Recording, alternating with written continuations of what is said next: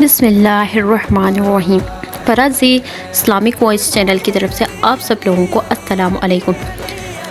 13 رجب المرجب ولادت باسعادت امیر المومنین علی ابن ابی طالب علیہ السلام تمام مومنوں کو بہت بہت مبارک۔ آج میں آپ لوگوں کی خدمت میں رجب کے کچھ اعمال بیان کروں گی۔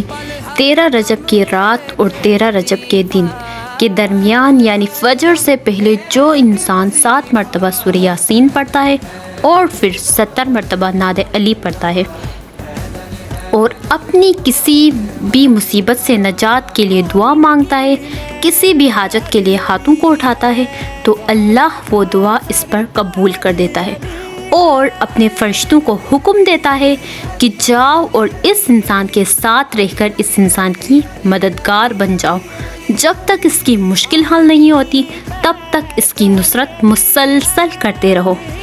اے لوگو، 13 رجب کی رات اور 13 رجب کے دن کے درمیان جو لمحات ہوتے ہیں، اس پل اللہ جنت کے دروازے زمین کی طرف کھول دیتا ہے اور بار بار آسمانوں سے یہ آواز آتی ہے کہ کون ہے جو اللہ سے اپنی دعائیں مانگے، کیونکہ آج کے دن اللہ نے اپنے ولی علی ابن ابی طالب علیہ السلام کی آمد کو زمین پر ظاہر کیا، تبھی اس رات مانگی ہوئی دعا اللہ کبھی رد نہیں کرتا۔